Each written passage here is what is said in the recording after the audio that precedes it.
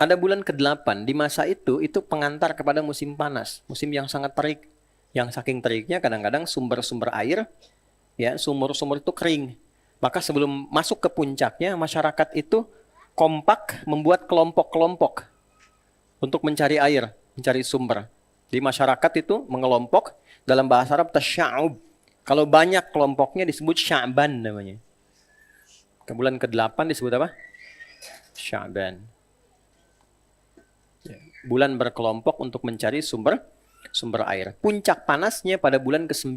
Itu begitu teriknya, kadang-kadang sifatnya membakar. Kan uapnya tipis kalau di Timur Tengah. Ya, jadi kalau kita simpan kerupuk, itu terbakar. Di sini mengecil. Tuh ya, sana terbakar. Nah, dalam bahasa Arab, yang terik membakar itu Ramadan. Kalau semakin terik, semakin membakar Ramadan namanya. Ya, makanya dipertahankan dalam Islam. Kenapa bulannya dinamakan Ramadan? Karena di sana membakar dosa-dosa kita. Ya, menghanguskan kesalahan kita. Sehingga ketika lulus di Ramadan, meningkatlah amal kebaikan kita, hilang kotorannya. Maka bulan ke-10 disebut Syawal namanya. Ya, 9 Ramadan, 10 apa? Syawal. Asalnya di masa jahiliyah, bulan Syawal ini artinya meningkat, nggak ada kaitan dengan ibadah. Asalnya kaitannya dengan jumlah penduduk. Teman-teman masih ingat nggak? Waktu penduduk merantau itu di bulan keberapa? 2 kan? Safar kan? Nah, bulan 10 mereka pulang. Kembali lagi. Kenapa kembali? Karena persiapan orang yang dikunjungi itu, yang merantau ke tempat itu, justru akan datang ke Mekah. Ya, kalau kita mau ke sana, orang yang datang kan ngapain pergi kan? Karena Mekah akan jadi titik sentral, perdagangan, sentral ritual, dan sebagainya. Di waktu itu semua datang. Maka balik lagi lah penduduk-penduduk dari Mekah itu. Meningkatlah jumlah penduduknya. Ketika meningkat itu disebut dengan Syawal. Di bulan ini. Nah, kenapa mereka kemudian kembali datang? Karena yang dikunjungi mau datang, persiapan bulan ke-12. Namanya bulan haji. Dzulhijjah. Dzulhijjah. Bulan haji, datangnya musim haji. Di antara musim haji itu ada yang berhaji, ada yang melihat haji itu sebagai objek pasar ekonomi, teorinya. Jadi ke sana bukan untuk haji, untuk dagang. Ini yang dimaksud Al-Baqarah ayat 198. Laisa 'alaikum junahun an tabtaghu fadlan min rabbikum. Kalau ada orang musim haji, niatnya bukan haji, pengen dagang, boleh. Nggak salah, nggak ada dosa. Tapi dapatnya dunianya. Kalau pengen haji, dapatnya hajinya. Jelas ya? Di kaidahnya, kalau kita ikut dunia, ini ada dunia, ini ada akhirat. Kalau kita ikut dan fokus pada dunia, terlalu banyak fokusnya, akhiratnya pasti turun. Ya. Tapi kalau kita fokusnya pada akhirat, dunianya pasti ikut. Saya ulang ya. Kalau fokusnya pada dunia, akhiratnya pasti turun. Gak percaya silakan tuh. Kerja yang banyak aja. Pasti baca Qurannya sedikit. Sholatnya pasti yang penting cukup. Wajib aja. Tapi kalau kita balik ke sini, akhirat kita kejar, dunianya pasti ikut. Gak akan turun. Itu yang dimaksud di Al-Baqarah ayat 200 sampai 201. Yang 200 itu konsep yang pertama. Wa minan nasi may yaqulu rabbana atina fid dunya, bukan. Tenang ya. Saya bacakan ulang ya. Wa minan nasi may yaqulu rabbana atina fid dunya wa ma lahu fil akhirati min khalaq. Jelas ya? Itu ayat 200. Nah, ada segelintir orang yang terlalu fokus dengan dunia sehingga ketika di akhirat tidak siap, bekalnya kurang.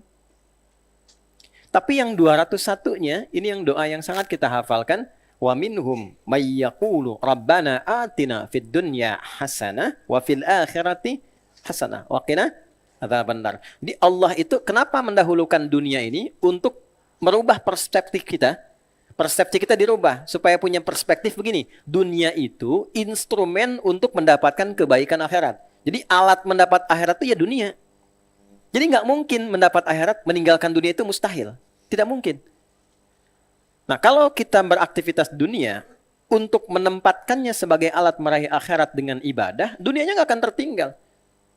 tetap silakan jadi direktur, tetap direktur. Bekerja, tetap kerja. Tapi orientasi pekerjaan kita ketika mengumpulkan harta untuk kepentingan akhirat. Apa diantaranya? Menafkahi keluarga. Nafkah itu kan ibadah. Nafkah itu bukan rutinitas. Nafkah itu ibadah, akhi. Ar-rijalu qawwamuna 'alan nisa bima faddalallahu ba'dahum 'ala ba'di wa bima anfaqu min amwalihim. An-Nisa ayat 34. Ketika suami mencari nafkah, diniatkan untuk memberikan kebaikan pada keluarganya, didapatkan berapapun, dicukupkan oleh Allah untuk keluarganya, pencariannya itu dinilai sebagai ibadah, akhiratnya dapat. Itu yang dimaksud dunia hasanah, akhiratnya hasanah. Tapi kalau tidak diniatkan ibadah sebagai kewajiban menafkahi, hanya rutinitas saja, dibikin capek nanti. Konsep hidupnya begitu. Berangkatnya capek, sudah terkumpul tuh kayaknya masih sedikit terus. Kalau dalam rekening terkumpul banyak, masih terasa kurang, tidak cukup memenuhi keinginan, bukan kewajiban, yakinlah Anda sedang dikuasai oleh nafsu. Dan biasanya lelah hidupnya, capek. Pulang ke rumah cuma dapat capeknya aja. Ya kan? Ingat ya, saya ingatkan teman-teman termasuk saya sendiri. Boleh Anda jadi pimpinan di kantor, tapi di rumah Anda tetap suami, Anda tetap ayah. Kalau sudah ada anak-anak, atau anak kita yang kecil-kecil itu, nunggu ayahnya tuh, bukan nunggu bos. Saya seumur-umur ngajar sampai hari ini, tidak pernah pulang. Saya dipanggil misalnya, Kiai. Tidak. Pasti Buya, pulang datang. Pengen ayahnya. Nah, jadi keadilan itu penting. Nah ini, konteks ini, ketika kita gunakan sebagai instrumen mencari akhirat dengan meniatkan, dapat. Belajarnya, adik-adikku yang belajar, saya di sekolah. Nggak akan kehilangan sekolahnya. Belajar yang rajin, yang pintar. Nah, kepintaran itu diniatkan untuk menaati Allah. Nah, kalau kepintaran itu digunakan pada yang positif, kalian misalnya jadi pilot misalnya. Begitu jadi pilot, ngantarkan orang haji, itu dapat pahalanya tuh. Ngantarkan orang tugasnya sholat. Nah, ketika dia sholat di tempat itu, dapat pahalanya. Ada yang arsitek bikin jalan misalnya, sipil tuh. Jalannya dipakai oleh orang berbuat baik. Kita mau lewat nih, ikut kajian.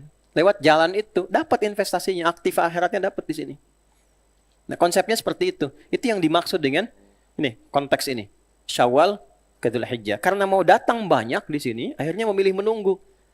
Nah, semakin dekat ke puncaknya, dari 3 bulan ini namanya Ashhurul Hajj. Ashhurul Hajj atau Ashhurum Ma'lumat namanya. Bulan yang sudah diketahui di kalangan orang Arab menuju puncak haji. Ditemukan di Quran surah kedua Al-Baqarah di ayat 197. Paling kanan sebelah atas di mushaf tuh. Al-Hajju Ashhurum Ma'lumat. Puncak haji di Dzulhijjah itu disiapkan di bulan-bulan yang telah diketahui di kalangan masyarakat. Nah, karena Syawal sudah mulai banyak datang, penduduk meningkat, musim haji makin dekat, akhirnya akamsi, ya, anak kampung sini atau kampung Mekah itu, karena sudah orang banyak datang ke sini, mereka memilih duduk santai. Santai aja, yang penting nunggu dulu ya. Mereka akan datang kok ke sini. Ya kan? Duduk santai dalam bahasa Arab disebut Dzulqa'dah. Nggak pakai oh. Kalau duduknya singkat, duduk, bangun lagi gitu kan? Duduk sebentar terus bangun. Kayak sekarang orang Arab duduk nunggu, begitu orang haji datang mereka liburan keluar kemana. Maka berubah harokatnya dari I jadi A. Dzulqa'dah. Duduk singkat, qa'dah. Duduk santai, qi'dah. Nah, ini bulan keberapa? 11 kan? Oke. Bulan ke-11, bulan ke-12, bulan ke-1, dan bulan ke-7. Ini dikategorikan dalam Al-Quran sebagai bulan evaluasi, bulan introspeksi. Namanya Arba'atun Hurum, bulan menjaga kehormatan. Ini ditemukan di Quran surah 9 tadi, di ayat yang ke-36. Nah, sekarang kita sedang berada di bulan yang ke-11 ini. Maka konteks kajian ini adalah bagaimana mengeluarkan petunjuk beramal di bulan 11 ini, sehingga dengan petunjuk itu merubah pribadi kita menjadi lebih baik, dan siap kita menjalani lembaran baru kehidupan dengan lebih mulia dibandingkan hari-hari sebelumnya. Itu mukaddimah yang ingin saya sampaikan.